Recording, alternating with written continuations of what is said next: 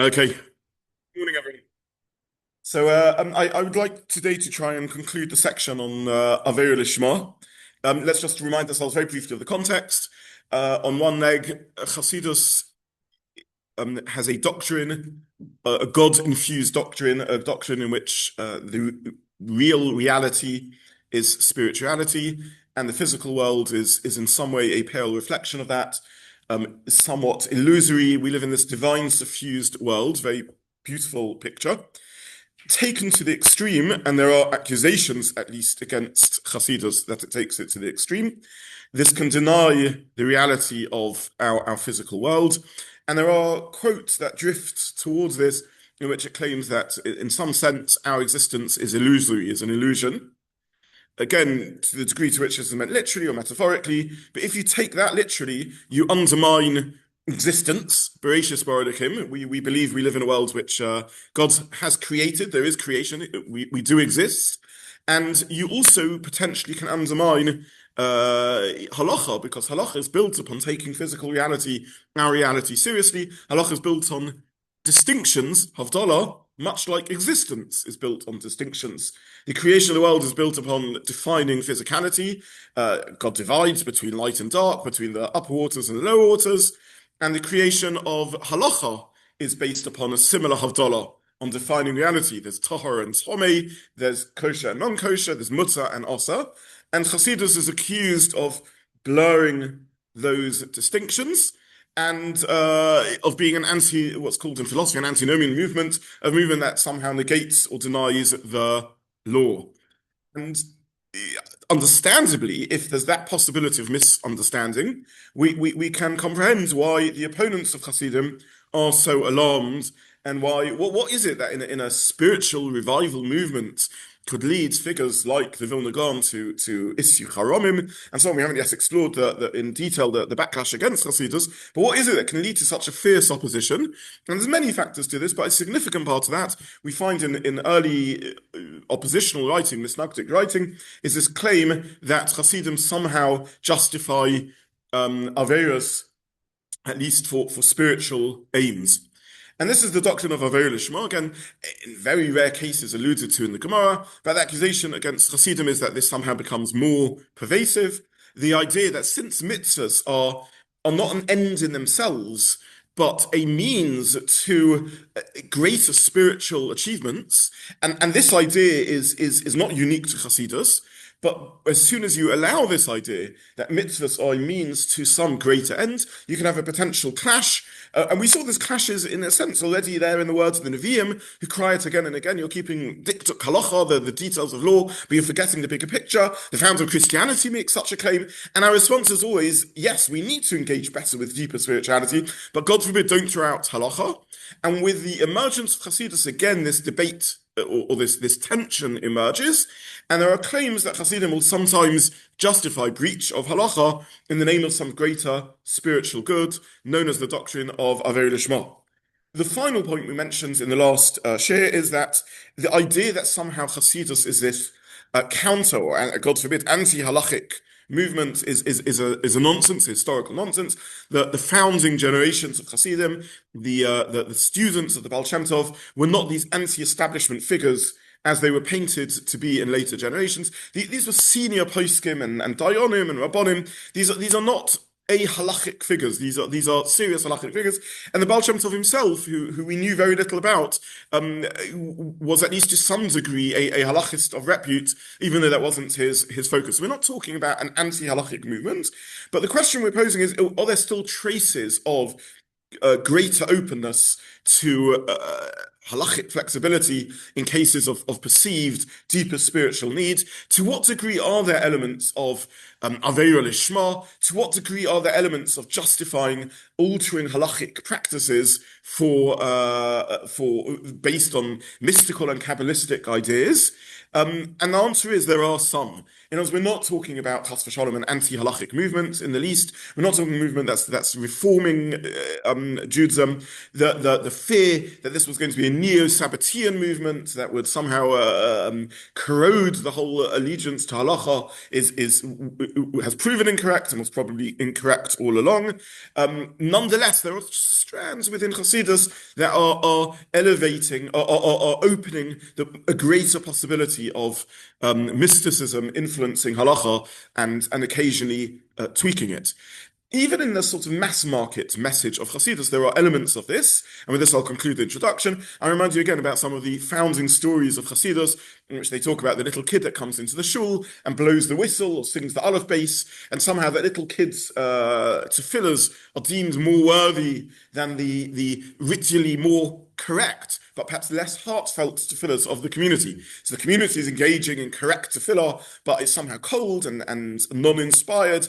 And this little kid comes in the back and begins chanting the aleph bass, or begins blowing their shepherd boy whistle, because that's the only way they know how to express themselves. And the Rebbe says that, our tefillahs weren't accepted. The community tries to shush this disruptive figure.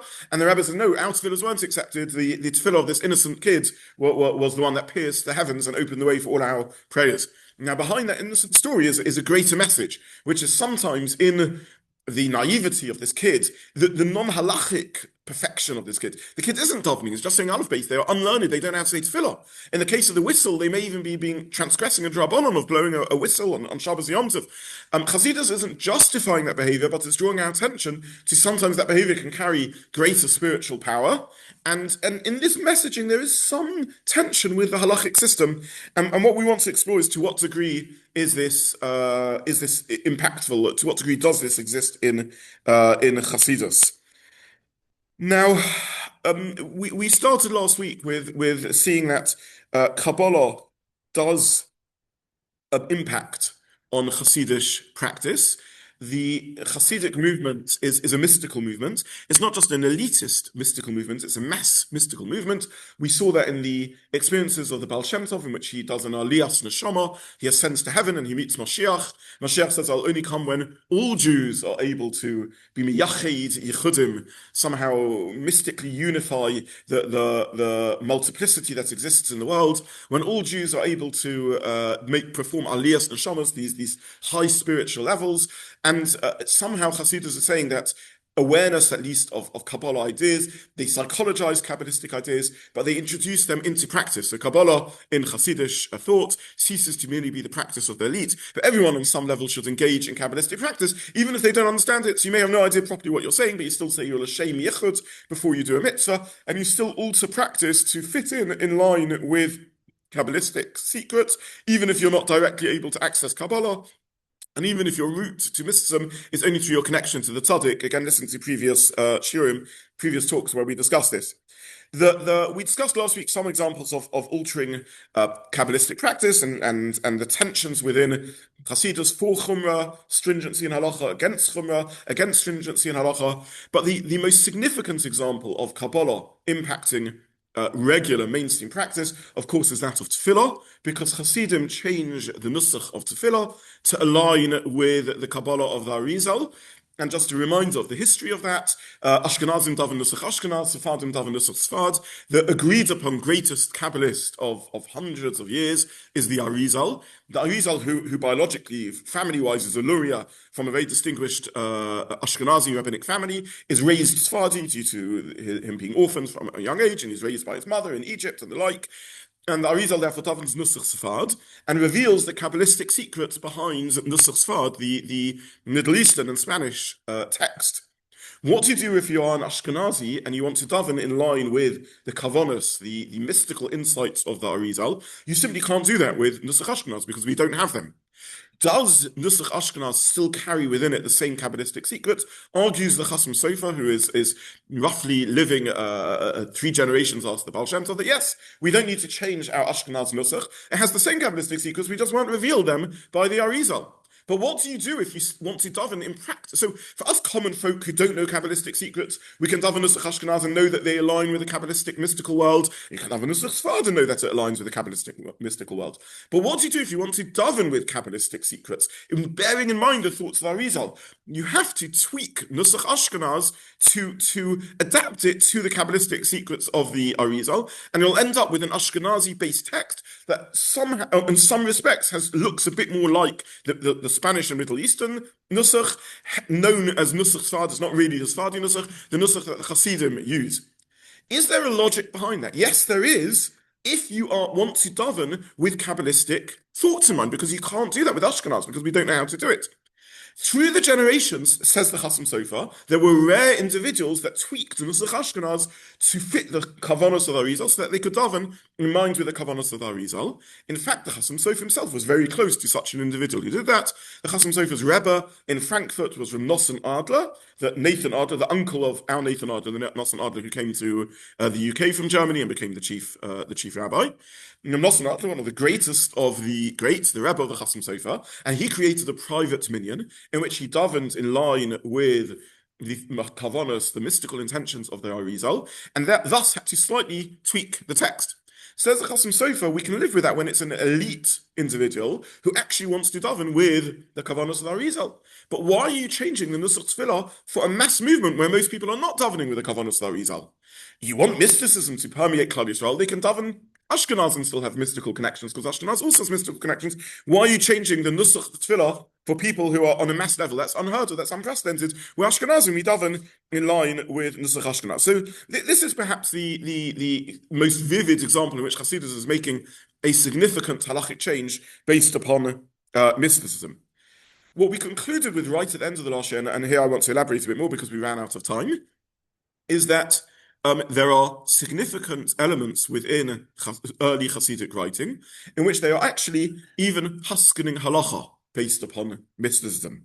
So we have testimony from various sources, recorded in well-respected works in the Hasidic world, like the Shivchei HaBaal ShemTov, a work entitled In Praise of the Baal Shem Tov, so third generation Hasidic work, third, fourth generation Hasidic work, which tells stories of the Baal Shem Tov. It's a hagiographical work, it's a work of awe and praise of the Baal Shem Tov as per its title. We don't need to be concerned for our purposes whether this story is true or not. We simply need to know that the Chassidim think the story is true. In other words, Chassidim are telling these stories. There's been an academic swing when I was in my 20s and first learning these sources. All academics, took these works without seriousness at all. It's Chassidish fantastical tales in Shivchei Baal Shem Tov. Since then, the academic world has turned round, and there's recognition that these works actually have a degree of significance to them. The author of the book is not that far removed from second generation Hasidic sources, and they represent certainly stories that Hasidim are telling, and many of the dates and positions are on a line. And these stories deserve to be taken seriously as some record, some oral tradition of early Hasidic traditions. And we have examples recorded in these works of early Hasidic leaders using Kabbalah to paskin.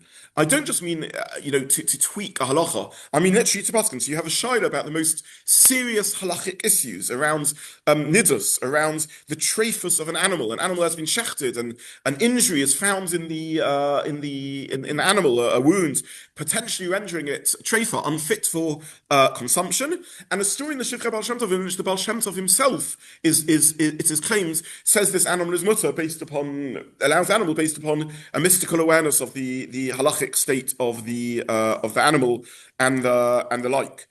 There are later stories, probably talking about the Koznitzer Maggid. I'll tell you a little bit about the Koznitzer Maggid in a moment, and the like, in which again it's said that he paskins based upon Ruach HaKodesh. In this case, again, the most severe shaila, an aguna shaila, tragic shaila, in which a man goes missing, and we can't determine through normal means whether the husband has run away, in which case the woman is still married to him, or the husband has died, and in which case she is an almana, widowed, but not an aguna. And according to this story, the Koznitzer Maggid, perhaps, or some other figure in that generation, paskins allowing her to remarry based upon Ruach HaKodesh, based upon prophetic insight. So these are drifting close to things that are quite far from normative halacha. Again, there's a handful of stories. We're not talking about mass engagement with this, but handfuls of stories in which this takes these sorts of actions takes place. Again, the Koshitz Maggid, very, very mainstream figure. He is a student of the Maggid of Mezeritch. So again, the Baal ShemTov as a student, the Maggid of Mezeritch. The next generation, the students of the Maggid of Mezeritch, are the leaders of the Chassidish world. Are really the eruption of energy in the Chassidish world are led by the third generation, the students of the Maggid of Mezeritch, Rabbi Melech of Lezhensk, Noam Melech, the Baal HaTanya, the founder of Chabad. These are students of the Maggid. One of the students of the Maggid of Mezeritch is the Maggid of Koznitz. He's a very significant figure, by the way. He is the one tasked by his Rebbe, the Maggid of Mezeritch, to create the new Nusach Tefillah. He's the first one who publicizes a siddur with a changed nusach to align with Kabbalistic secrets, the so-called Nusach Sfard, the Chassidish Nusach. He is a friend of the Baal HaTanya. He is the teacher of the Gera Rebbe. One of his students is Reb Simcha Bunim of Shisk. Another one of his students is Reb Shalom Rokeach of Belz. So a very mainstream figure who, according to the story, Paskins a shaila, a naguna shaila, based upon this sort of mystical insight. As late as fifth generation leaders, Rabbi Yeshua Rakach of Belz, we're talking about in the 1850s and 18 stories, permits an animal based upon Ruach HaKodesh, says this animal is not a treifa, but then asks the local posek, who is one of the Gedolei HaPoskim, Reb Shalom Mordechai Shvadron, the Marsham, who's probably the greatest Polish posek of his generation, Galician posek of his generation, says to him, please now back up my psak by going through conventional halachic means. So these are things which do exist within the Hasidish world, and are there and spoken about. There's another very, very prominent posek, known also for his fierce anti-Zionism, the Minchas Eliezer, Reb Chaim Minchas Elazar, Reb Chaim Elazar Shapiro of Munkach, the Munkach Rebbe, who is very, very significant posek, who writes an extended essay on this subject as to what degree we can use Ruach HaKodesh to alter halacha. We're talking about a later figure. He dies in the 1930s. Just before the outbreak of the Second World War in 1937, and he says we can't use it for kol halacha, but we can use it for deciding chumrah and things like that. So the Hasidic world is grappling a little bit with this issue of what is the extent to which we can rely on Ruach HaKodesh to paskin halacha. Now, I want to mention how again, I'm not here in the business of in any way, chas v'shalom, judging Chassidic greats in the least, and I don't want anything I say to be perceived that way. I'm simply trying to record accurately areas that aren't spoken that much about within that exist within Chassidus. The idea of using Ruach HaKodesh to paskin has within it at least the potential for very dangerous consequences. And again, Chassidus doesn't develop in this way. It remains mainstream. It has senior poskim. I'm not saying this happens, but you can understand why this is so scary. First of all, it undermines the whole of Shulchan Aruch and of Shas. Why do we need great poskim? Why do we need halachists? Let someone with Ruach HaKodesh paskin the halacha by just working things out. Secondly, it doesn't really allow room for halakhic debate and argument. How do you justify your view? If I give a halachic ruling and chas v'shalom it's wrong, I can be challenged by my peers, challenged by my seniors, who can say, present your halachic argument, and if my halachic argument proves wrong, then I have to back off, I have to back down. And if posek chas v'shalom has a track record of poor halachic reasoning, then they become they cease to be respected as a posek. What to do when someone's paskin based on Ruach HaKodesh? How do you argue with that? What's the conversation to be had? I know that this is kosher. I can see it's kosher. I can see this isn't true. Where do you go with this? So it's very, very, very difficult, very, very dangerous and undermining sociologically, potentially, and carries with it a big risk. Also, why through the generations did this not take place? Why?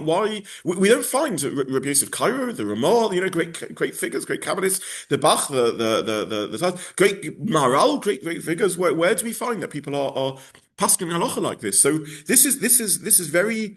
This is profoundly disturbing for the opponents of Chassidus who become very alarmed by this sorts of behavior. So yeah.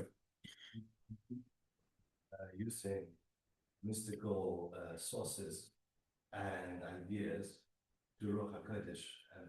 Yes, yes. I'm talking about there's different categories of it. Sorry, to make it clear. First of all, I spoke about the influence of Kabbalah on halacha, and now I'm speaking about the influence of Ruach HaKodesh on halacha. And all of this is different to where we started, which is justifying overt breaks with halacha. So we're moving in circles, concentric circles around the most extreme. So doctrine of Avera Lishma, breaching halacha for spiritual goals, hinted at very, very lightly, and even in the No Mani Melech, as mainstream workers, Rabbi Melech and Lashent, rare occasions, but doesn't become mainstream. Certainly doesn't become mainstream. It's very, very sporadic. It definitely doesn't have an impact on mass practice in any way. Maybe the elite figure, a great tzaddik, can justify on a rare occasion, on a one-off occasion, literally breaching halacha for a greater spiritual goal. We're then moving to Kabbalah influencing halachic practice, and now we're moving to Ruach HaKodesh influencing halachic practice. The reason that I'm putting these together is because you could argue that claiming Ruach HaKodesh as a means to render kosher a potentially treifa animal, as a means to be matri and aguna, or to determine a nidub is a breach of halacha. This isn't following normative halachic ways of creating rulings. So even though this is, again, I want to emphasize, we're now talking about people that absolutely firmly subscribe to halachic allegiance. We are not talking about Avera Lishma. They're not saying we're going to breach the halacha of treifus or breach the halacha of aguna. They're saying, of course, chas v'shalom, of course we accept the halacha of treifus and igun. Nonetheless, we are going to use extra halachic, non-halachic means to determine what the psak is, what the appropriate ruling for this is. And this itself is enough to arouse controversy. Absolutely. I would, Yeah. meant to say the reason that he thinks the Ruach that his stuff is based on. Why? This question being asked is why would he say I'm pasking based on Ruach HaKodesh? Either because he considers this legitimate, so he's just telling people, someone comes and asks the Shaila, instead of saying, Shulchan Aruch says that, and the Rama says that, so I can see it's kosher. So he sees it as a normative thing to do, or because he doesn't have the halachic sources to justify it. And the person says, "Why? What are you basing yourself on?" He says, "I don't know. It's not that I've gone through the Torah and based Yosef and Shulchan Aruch. I see that as based on Ruach HaKodesh." Either he's happy to deal with the controversy and he feels his authority is sufficient to deal with it, or he doesn't see it's controversial. He belongs to a movement that sees this as by now, don't forget, we're talking about third, fourth, fifth generation Chassidim, who are they're in the majority in parts of Poland and Galicia and Russia, and they're now spreading into Hungary. The later figures I mentioned are moving into Hungary and Romania, the Munkacher Rebbe and the like. We're drifting into this is a very powerful movement. They're not denying their theology. This is a genuine theological hashkafic belief that this is justified behavior. Allied to this and linked to that, we're leading up to the main problem, which I see is the almost quasi-deification of their respective rebbes. So if their respective rebbe turns around and says, yeah. So the Rebbe has vast authority. Yeah, the Rebbe has incredible authority. We haven't delved that deeply into the doctrine of the tzaddik yet. I'm going to avoid the word problem because I'm not making a judgment here either way. We're just trying to comment on it.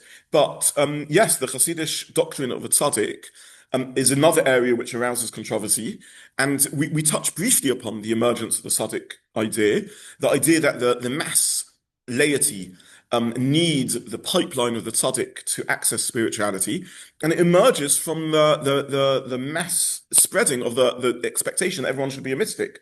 But not everyone can be a mystic. Most of us are busy with our mundane lives, and we don't have mystical capacity. But if everyone is expected to be a mystic, how do you have these mystical experiences? And Chassidus comes up with a number of solutions to this, including the idea of the tzaddik. But 100% the tzaddik has authority, and no one's going to challenge the tzaddik based upon this. Linked, sorry, yeah. I'll leave you to make your own choice.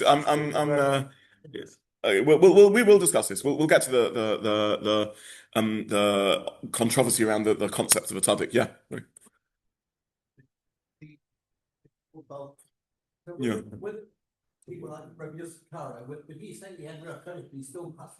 Okay, so an important question. I'll address this and then I'll come to you because I want to elaborate on this to some degree. Linked to this is something that, again, I've only touched upon briefly, but I'll elaborate upon, is is the idea that there is a renewed spiritualism and renewed spiritual insight, including Ruach HaKodesh, sometimes even referred to as prophecy or quasi-prophecy, and the claim that we have spirituality and prophecy in ways that earlier generations didn't have. Now, we're often brought up on the idea of Yeridas Hadoros, the decline of the generations.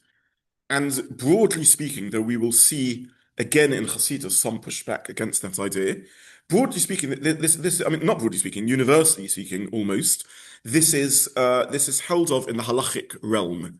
So by definition, the halachic process is one of a pipeline through which we access Sinai, and the pipeline goes through the generations, Moshe Kibbel Torah Sinai, Masari Yeshua, Yeshua Zakanim, etc., on through Chazal, the Mishnaic era, the Gemara era, the Gaonim, the Rishonim, Achronim, and each era doesn't argue with its halachic predecessors.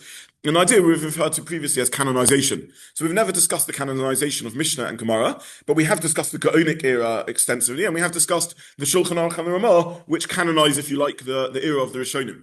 So in the halachic system, there is a Yeridas Hadoros, decline of the generations, in the sense that you don't argue with your predecessors. You may argue with an immediate predecessor or a generation or two, but you don't go back to another era in history and argue. When it comes to philosophy and mysticism and spiritual insight, the situation is much less clear-cut. And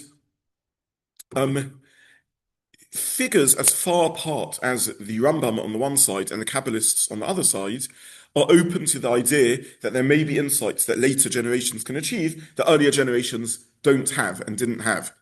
The Rambam in his Mo Nevuchim discusses this idea and is open to this, and the Kabbalists say that there's revelation of Kabbalistic secrets that earlier generations didn't have. It is a fact that Kabbalists will argue philosophically and hashkafically on earlier generations. In fact, we'll see in a few moments, maybe still today or next time, one example of that. We don't really find ourselves bowing to the authority of the Gaonim, who by and large don't mention that much mysticism and are more philosophically inclined. We don't have a problem with Kabbalists arguing with that. The Arizal is deemed the greatest Kabbalist, perhaps of 1,000 years, even though he's at the end of the era of the Rishonim, the beginning of the era of the Achronim. He's a contemporary of Rabbi Yosef Cairo, and the close of the era of the Rishonim. And the Kabbalists explicitly talk about the idea that they have access to secrets that earlier generations didn't have. One way of explaining this is because they see history as a sort of curve, and we're moving away from the prophetic era and Har Sinai, but we are also heading towards the Messianic era and the revelation of Mashiach. And therefore, it's possible that we kind of hit rock bottom. They even give a year to this, maybe around the year 1200. And now we're beginning to emerge as we head towards the Messianic era. And therefore you have the revelation of the Zohar, the rediscovery of the Zohar. You have the re-emergence of Kabbalah being publicly spoken about. The Ramban, a leading figure in that. Nachmanides is a leading figure in that. And then on through the Arizal and onwards.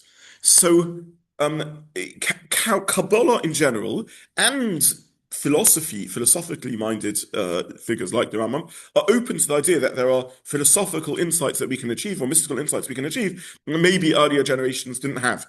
By the way, the Rambam is used to this day in parts of the modern Orthodox world to justify similar claims. Is it possible that we have philosophical insights, scientific insights, understanding about the world that earlier generations didn't have? Well, around this table, probably most of us would think that there's aspects of science and philosophy that simply weren't known in earlier generations. Can this tweak the nature of our spiritual service of Hashem?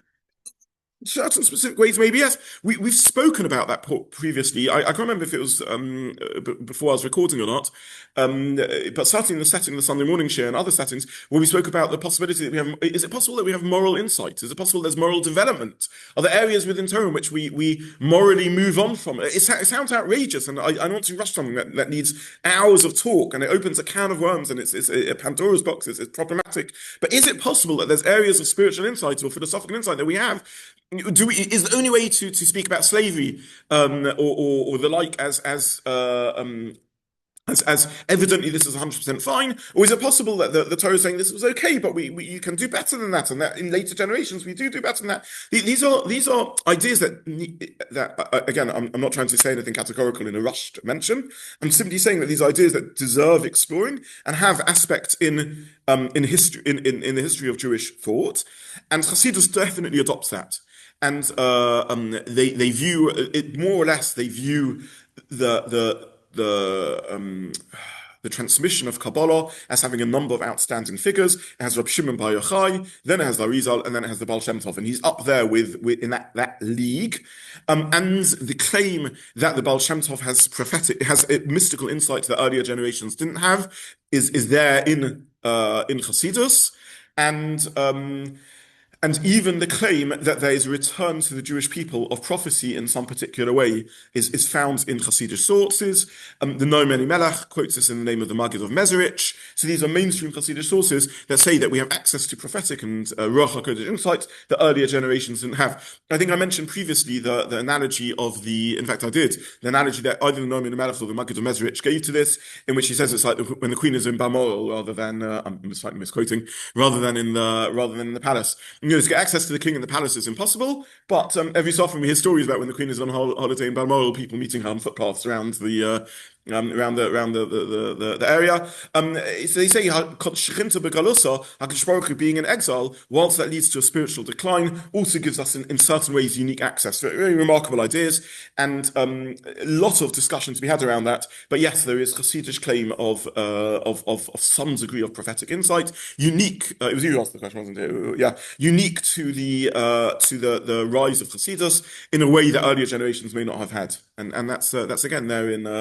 I mentioned already. I mean, it's a messianic movement. It profoundly is a messianic movement. It's a movement that its founding charter, the Igeras HaKodesh, the holy epistle, the holy letter, the Baal ShemTov, the only extensive writing that we have from the Baal ShemTov himself, in which he describes his mystical experiences and his Aliyas Neshama. He meets Mashiach, and Mashiach says, "I will only come when your chutz yomaynosecha chutza, when your well springs of Torah, your mayon." By the way, the very metaphor of a mayon, a spring, is innovative. You're a wellspring of Torah. There's a degree of innovation going on, not out of line chas v'shalom with everything that's happened previously. There's not a new edition anyway, but it's giving a new angle, a new insight. That's a Chassidish claim. Yes. Point to precedent. Sorry. Can they also point to precedent among Seder Rishonim, where the sources suggest that the Ruach HaKodesh was deployed from south? Yes. Okay. So thank you for that question. I'll mention a couple of points around this. We are brought up on a very black and white model of lo b'shamayim, Torah is not in heaven. We received revelation ultimately once and once only as far as halacha is concerned. Even a novi is not reshai lechadesh davar, to innovate anything. And our job is now to learn Torah and do our best to understand it and apply halacha using reason. The Gemara, right? Lo b'shamayim, the famous story of the tunnel to Be'achanai, the argument with Rabbi Lezer and the Chachomim, in which they're debating whether a particular oven is Tomei or Tahor, and he brings signs all the way to the buskul, the heavenly voice that comes out, and they ignore it, Lo b'shamayim, and the like. However, there are questions as to how extensive this doctrine is, and is it as black and white as that? Or is there ever some possibility of some tweaking based upon new revelation or new insight? And again, you can hear the danger in this idea. Because if new revelation is possible, what's the extent of that? And obviously, the most extreme claim of new revelation is a cancellation of the whole Torah, and the Christian claim of a new Torah and the like. Obviously, we're not going anywhere near that far. But is there some possibility of tweaking here and there? And this is not a unique claim to Chassidus, and you're fair to point. It is right to point that out. The great Raavad, the Rabbi Avraham ben David of Provence. We've never looked at the life of the Raavad, and maybe we should. Who wrote footnotes on the Rambam. There were three Raavids I'm talking about. One particular Raavad, three figures around the same time who had the name Raavad. We're talking about the famous one who argues with the Rambam and his footnotes and so on. Here and there, even on his critiques of footnotes on the Rambam, when he argues in the Rambam, will say a statement like "Kfar hufia Ruach HaKodesh bebeis medrashenu." Ruach HaKodesh has already manifested in our Beit Medrash, and what I'm saying is confirmed from Min HaShamayim, from heaven. They taught us this. They revealed Kach niglu lanu min HaShamayim. This was revealed to us from heaven. Now, the Ravid is making a sound halachic argument in so doing. So he may simply mean, I was inspired to this idea. It was revealed to me from heaven. Many great thinkers feel that their insights come from beyond themselves.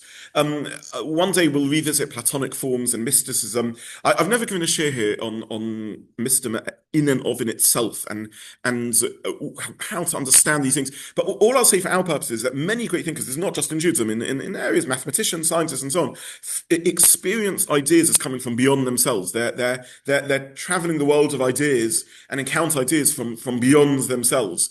And so the Ravid may merely mean that. But then we have other sources that in the Rishonim a work was published of Teshuvos Min HaShamayim, in which halachic response are written due to insight from heaven. So you are 100% right to point out that these ideas are not unique to Chassidus. There are elements of them pre-Chassidus.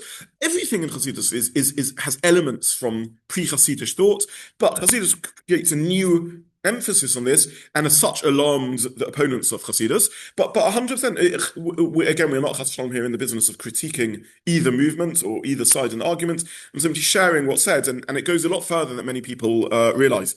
I want to given I'm being pushed a little, I want to talk a little bit more about, and here I have to proceed cautiously, because I'm talking about a figure who's alive today. These are still hot topics in the Chassidish world, more than people realize. This is still going on in corners, in areas of the Chassidish world. Is anyone here familiar with Rabbi Itchamai Morgenstern? Is that a name that rings a bell to anyone? You used to go and hear him sometimes, or? Yeah, absolutely. Okay, so in Eretz Yisrael today is a Chassidish mashpia. He is 59, 60 years old, called Rabbi Yitzchak Meir Morgenstern, Rabbi Itchamai Morgenstern, who is part of an amazing sociological trend in which Chassidus is breaking to a degree out of its classic hierarchy. So Chassidus started off as to some degree as a non-hierarchical movement. I've elaborated at length that it wasn't an anti-establishment movement, but on the other hand, it wasn't a ritualized formulaic movement. It became very, very formulaic, in which leadership is inherited, Hasidic rabbis have courts and the like. And to some degree, that structure has started breaking down over the last 30 years or so. And sort of the new trend is beginning to be, it has been given the name of neo-Chasidus. So, for example, in America, you have Ramosha Weinberger, Ish Kodesh, who is not a Chassidish Rebbe. He doesn't come from a distinguished Chassidic dynasty. He's YU educated, and effectively, though, has become a prominent Chassidish teacher who attracts to him followers who don't dress like Chassidim, don't look like Chassidim, but are very driven by Chassidic thought and Chassidic insight, and teach the ideas of Chassidus in a very significant way. Here in Hendon, we have a wonderful person, Rabbi Yaakov Klein, who walks around. He's spoken here in the shul a couple of times. He walks around in a blazer and a shirt, a short blazer and a shirt, and a trimmed beard and the like. And he is teaching Chassidus in a very profound and beautiful way. And sorry. Yeah. But he's part of. He wouldn't label himself as, and again, he's a dear friend and a wonderful person. But from an academic point of view, we could label it neo-Chassidic in the sense that all his thought is driven by Breslov Chassidus in a very, very significant way, and that is the teachings he's giving over. And he's not dressing like a Chassid, doesn't look like a Chassid. His followers aren't dressing Chassidish, and it's a whole revival of Chassidish ideas, not in the classic sort of Chassidish form. Now, one of the figures in that world is someone called Rabbi Itchamai Morgenstern. He's from a Chassidish stock. He looks Chassidish, wears a shtreim, has a beard, and so on. And I'll tell you a moment of his biography. And he has become very, very popular in Eretz Yisrael, enormously so. He teaches Torah in a public setting with hundreds and thousands of listeners, and he's teaching very open mysticism, very open Chassidus, and doesn't belong to a Chassidic dynasty, but in many ways is behaving like a Chassidish rabbi. Rebbe. He looks Chassidish. He's a bit closer to the center of Chassidish structure in a way. His children have married into prominent Chassidic families and so he's not, let's say, as far out as Rav Moshe Weinberger is in a sense, but he is closer to the heart of the establishment. But the general name given to these sorts of Chassidish teachers are mashpiyas. They have hashpah, they have effect, without being formal rabbis. As you were just saying, he's very close to home, and I'm worried because I'm talking about a live person, so I want to be careful what I say. But he was born here in Hendon. He comes from a Hendon family. He went to, I think, Parder's house. Then he studied in Gateshead Yeshiva. So we're talking about someone very, very close to him. His family still lives in. He's got fat cousins still in Gold's Green and Hendon. I think it's starting in Gold's Green, possibly in Hendon. And he was born into a Gera Chassidish family. His name Yitzchak Meir is a Gera name. The early Gera Rebbe, the Chedushay Harim. Rim stands for Rebbe Yitzchak Meir, and he becomes a Talmud of various Hasidic Rebbes, the Kretschnever Rebbe, and various Sephardi teachers, and he began holding a sort of shlichut. That was where his influence began spreading, and he is very influenced by an amalgamation. Part of the phenomenon of Neo Hasidus is it's often a synergy of lots of different Hasidic groups. So instead of being selective, it'll be a blend of Chabad, and in his case, Kamana, and Rav Nachman of Breslov, and obviously all of this going back to the Kabbalah of the Arizal. And interestingly, in Rebbe Shammai's case, also very, very significant Sephardi Kabbalists. So he davens with the Kavanos of the Rashash. Rashash means Rav Shonim Sharabi, again, a figure that we should do in our Great Thinkers series of phenomenal Kabbalists, and various students. He will give a shir which is a blend of Likutei Moharan and Halacha and Kabbalah. A very, very interesting figure and very interesting blend of ideas. He also has Chabad links. Again, one day we should do Chabad in this series. We think of Chabad as a unified movement, and we think of it as synonymous with Lubavitch. But actually, Chabad was a whole mystical philosophical movement that had various ruptures and breaks in it. In early generations, there were many. Lubavitch was just one of many Chabad Chassiduses, and there was a great Chabad teacher, not a Lubavitcher, a Chabad teacher, but not part of the Lubavitch movement, called Reb Aaron Halevi of Strashelia, and he's very influenced by his thinking. The Arizal had a Talmud less well known than Reb Chaim Vital, who created a system of Kabbalah known as Sarogan Kabbalah. Sarog his name was, and he's influenced by him. Very, very interesting figures. Now, I'm not going to go into everything about Reb Itchamai Morgenstern, and again, nothing I say is in any way meant as a judgment of anyone in the least. I'm simply trying to share facts, historical facts. It is a fact that he has written extensively and behaves this way himself, in which he says one can use Ruach HaKodesh to adjudicate in halacha. So he doesn't go as far as saying you can use Ruach HaKodesh to paskin whether an animal is treif or not. He doesn't even go as far as saying you can completely innovate halacha based on Ruach HaKodesh, but he does say if you have a machlokas in halacha, you can paskin based upon Ruach HaKodesh, sometimes even as far as following a minority view over a majority view. Very, very interesting. So why am I sharing this? Simply to say that this exists to this day. In other words, as of 2026, a Hendon-born Chassidish mashpia, now living in Eretz Yisrael, is willing to go into print and in the public record and say, yes, I use Ruach HaKodesh to paskin halacha. I won't go against, I won't innovate completely in halacha. I won't say a view that has no halachic basis to it, but if there's a machlokas about this, I will paskin based upon my mystical abilities, and I'll rule accordingly. Sorry? Yeah. I think from Lingscroft, yeah. Yeah, okay, I want to gather on my line here, and I don't want to talk about live figures, but yeah. Okay. So, I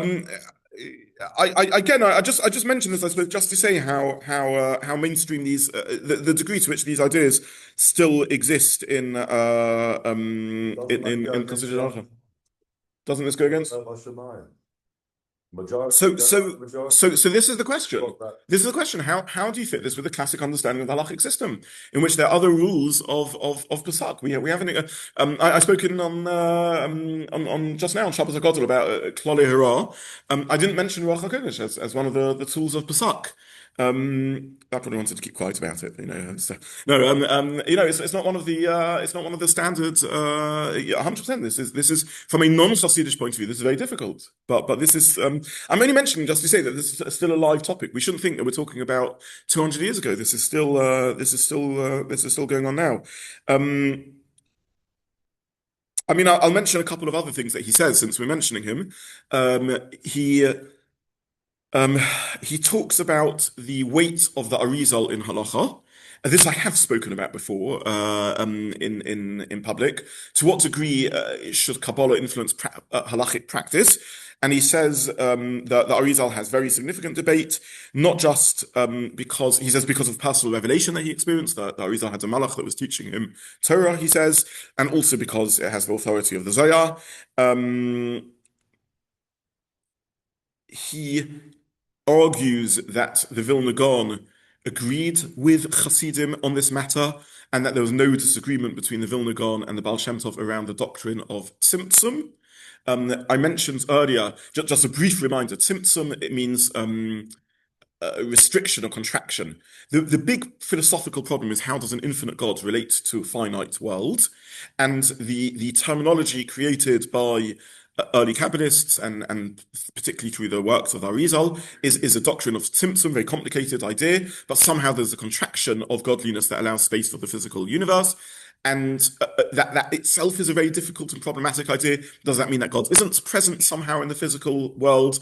And really, the Hasidic view of this divine-infused world, a world in which divinity expresses itself, and the world is to some degree an illusion, is a particular take on Tzimtzum, in which the claim is being made that Tzimtzum doesn't in any way mean a contraction of godliness. God is here, it's the world that somehow is an illusion. Do the non-Hasidim have a different take on the matter? Ostensibly so, it would appear to be the case. Because non-Hasidim and Hasidim seem to take a different approach. In recent years, there has been an attempt to claim that there is no real machlokas around this matter. In fact, the great Rav Dessler argues that there is no Hasidic misnagdic disagreement about this. This was all a misunderstanding. This was all a different use of terminology to mean the same thing. There's a response from the Lubavitcher Rebbe, the current Lubavitcher Rebbe, the Menachem Mendel Schneerson, the seventh Rebbe, in which he writes virulently against this viewpoint. I think the Pachad Yitzchak, Rabbi Yitzchak Hutner, writes virulently against this viewpoint. But Rav Dessler makes this claim, and again, Rabbi Shimon Morgenstern claims, yes, that there is no disagreement. The Gaon himself agreed with Chassidish doctrine of this. So these are live discussions. Again, please God, maybe one day I'll give a series on Tzimtzum, and we can discuss this back and forth around this topic. So this is a current. What I'm saying is, this is a current Chassidish mentor who has impact on, as it were, your kids going to Israel. So if your children are in yeshiva in Israel, there's a good chance that they will end up at some stage or other going to his Su'udah Shlishit and hearing Torah from him, and some of them becoming students of his. This is a phenomena within the Haredi world and within the Dati Leumi world. So Haredi boys and Dati Leumi boys only, he doesn't speak to girls, will go to his Su'udah Shlishit. Some of them will go once just out of tourist interest. Some will go several times because they find it inspiring and interesting, but won't be drawn into the movement. And some of them will end up in this as Talmidim of Rabbi Shemaiah Morgenstern. He's not unaware, by the way, of the dangers of this doctrine. He himself references Shabsai and how this can become distorted. And he says, I'm aware this is dangerous. But nonetheless, with care, the fact is this does exist. And with care, it's true that he limits it. He says it's true you have to be able to ground it in halachic sources. You can't innovate based upon Ruach HaKodesh, but you can decide between halachic sources based upon Ruach HaKodesh. So we're drawing to the end of the time that's available. There's so much I haven't mentioned here. I'll just mention maybe one more philosophical basis that again has a veritable history weaving its way through Hasidic thought. I mentioned at the beginning again on my Shabbos HaGadol Drasha, when we spoke about Darkei Psak, I began with a little bit of Hashkafa and philosophy, and I mentioned, we discussed a little bit Eilu Tefillah Chaim. What I didn't elaborate upon is, why is it that different thinkers will come to different understandings of halacha?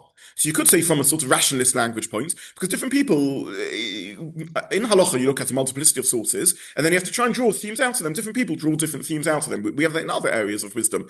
Scientists will look at multiple phenomena and debate about what is the rule or the underlying concept that lies behind these, and eventually time will tell which one got it right.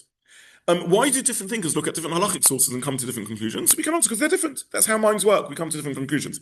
Mystics, and this is spoken about at length by the Maggid of Mezeritch and by many later Chassidish thinkers, say the answer is because different people have a different shorish and neshama. They have a different spiritual root, and therefore they arrive at different spiritual insights and understanding of halacha. You can psychologize that by saying that different people think differently, and there's a truth in that, or you can say mystically you have a different root of your neshama, and therefore you relate to Torah differently. You hear different angles of Torah. This has become quite widespread. People will say things like Beis Shammai is the middle of Gevura and strict justice. Beis Hillel is the middle of Chesed. We have various stories around Beis Shammai and Beis Hillel that sort of indicate this, and therefore we find in general it's a fact when you learn Shas. In general, Beis Shammai is machmir. In general, Hillel is lenient, and that comes from a different relationship of Chesed and Gevura and the like. So these are ideas that sort of permeated quite a lot of these sorts of discourse. Now, based on that, can you have a great spiritual leader who in later generations says, my shorish neshama, my spiritual root, comes from a different place, and therefore I can behave differently? Or maybe more than that, can I say that my whole generation's spiritual journey we have a different relationship to spirituality and therefore a different relationship to halacha? Again, in some ways, these ideas aren't controversial. Many will say that our relationship to spirituality is quite different to the relationship to spirituality 100 years ago and 1,000 years ago. And part of a vibrant living Yiddishkeit is that we relate differently to the old ideas. But can that influence halachic practice? And again, the Maggid of Mezeritch gives hints of this. And it goes on through Rav Levi Yitzchak of Berditchev. Again, a very senior posek. He's not chas v'shalom undermining halacha. He's a rav. He's a dayan of a town. He's also the rav of Berditchev. But nonetheless, he speaks about this.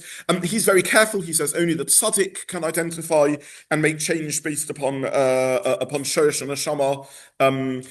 Later figures I haven't discussed him, but Tzvi of Zizichov makes such a claim. He says the tzaddik can identify the spiritual roots of the whole generation, and therefore halacha can change based upon different generations and different spiritual journeys. He quotes a language of Chazal. Chazal say you should be shona halachas b'chol yom. Shona means you should learn halachas every day. V'shenantam levanecha b'debatam. Right? Shona halachas b'chol yom. You should learn halachas every day. Shona also means to change. Shinoi. Right? There may be etymological reasons why the words are linked. Shona may mean to learn and relearn, to repeatedly learn. Mishnah can mean learnings, and it means the repetition. Mishnah Torah, so Shona can mean. So he says Shona halachas b'chol yom. Every day halachas change. A true Talmud Chacham should be Shona halachas b'chol yom. Should change the halachas every day in order. Because there's constant changes in spirituality and spirituality in spiritual connections to our Kodesh Baruch Hu, in what our spiritual path of serving Kodesh Baruch Hu is. Now again, these figures chas v'shalom, we're not talking about reformers here. We're talking about great Talmidei Chachamim. We're talking about great poskim. I'm simply showing that there is within Chassidus some fibers, some threads, some elements of this packaged with a lot of caution and a lot of care. But there are some elements of openness to these ideas, and I'm simply sharing that so that when we learn. When we see the debates and controversy that arose over Chassidus, we can understand why some of these ideas alarmed the opponents of Chassidus. These ideas that are potentially alarming. And again, I'm not making any judgment between the debates around this. I'm simply sharing with the sources. I'll take your question, and then I'll share one more source, and then we'll finish for today and move on next week to sort of back to yes. Growth of these ideas, spirituality, yes, in terms of the pyramid upon a base of halakhic core understanding as one approach for community to delve into those things, and another where you're talking about individuals who may be establishing communities for themselves where they don't actually go down that path at all. They actually start communities and building up adherents who are really following a completely different that route, bypassing. So I'll answer in two levels, just very briefly. If we had hours and hours, and this would bore everyone silly, sort of, if this was done properly and academically, I'm merging together lots and lots of thinkers who are all saying subtly different things and making them one cholent of one stew of ideas around this. There are subtle differences philosophically and sociologically between these thinkers. Is this just for an elite person, or is this for a whole community? Is this complete halachic innovation, or is this merely a tweak of the halachic system? Is this simply pasking in a debate, or can you innovate completely halachically? To what degree are you changing existing communities, or to what degree are you creating new communities of practices on? There's so much to unpick in all of this. I'm not doing any of this because we've only got 7-8 weeks, whatever it is, to do Chassidus. All I'm trying to do is share a general trend of direct, and even by the way, within this, I've made distinctions. We're talking about Vilna Shema, which is very far. You're doing something that's knowingly prohibited because of mystical reasons, or you're tweaking halachic practice because of mystical reasons. There's a vast gulf between the two. All I'm trying to show, though, is that often when one reads these things, if you kind of if you don't keep up to date with what's going on both in the Chassidish world and academic research around this, one will often think these were debates from hundreds of years ago, and you'll often hear a thing like that. Yeah, there was some of this in early Chassidus, but it was sort of one thing. And I'm simply trying to share that this is a pattern through Chassidish works, alive today, alive and kicking in today's day and age, being taught by teachers who grew up here, teach in Yerushalayim, and who kids going to yeshiva will almost certainly know of and meet. I'm pretty certain that there isn't a single kid who's been to a yeshiva in Yerushalayim who hasn't heard of Rabbi Shammai Morgenstern, and a friend hasn't said to him at some point or other, "Oh, let's go to his Sodar Shlishit once for a laugh." It's absolutely endemic. He's such a well-known figure there. Another figure who's very influential on modern Chassidish, on Neo-Chassidism, is the Kamano Rebbe, one of the early founders of the Kamano Rebbe. And again, kids go and hear him now. These are live teachers. I'm talking about one of the earlier ones. We're talking about in the 1800s. Rabbi Yitzchak Isaac, Safin, his name was, the early Kamano Rebbe. He writes about this. He says we can create new brachas based upon mystical sources. So we think of brachas as being written by the Anshe Knesset Gedolah. Not entirely true. There may have been some brachas created by the Gaonim all the way into the times of the Gaonim. He thinks that you can create new brachas. He speaks about you have to be careful not to make a bracha of Atala. He brings a tradition that the Baal ShemTov used to say a bracha when he smoked his pipe. If you smoke, it's a pleasure. The pleasure is less prevalent now in 2026. But I don't know, if you go back 20 years, it's a new age pleasure that we have that Chazal didn't have. Maybe we should start making a bracha on these things. So again, there is a Chassidish confidence in innovation and the ability of us to innovate in a manner that non-Chassidic thinkers never went towards. And with that, we'll conclude today's session. And Mitzvah Shem next week look at other aspects of Chassidish philosophy, including revisiting Hashgacha Pratis. Again, almost every Frum Jew today has unwittingly adopted the Chassidish model of Hashgacha Pratis.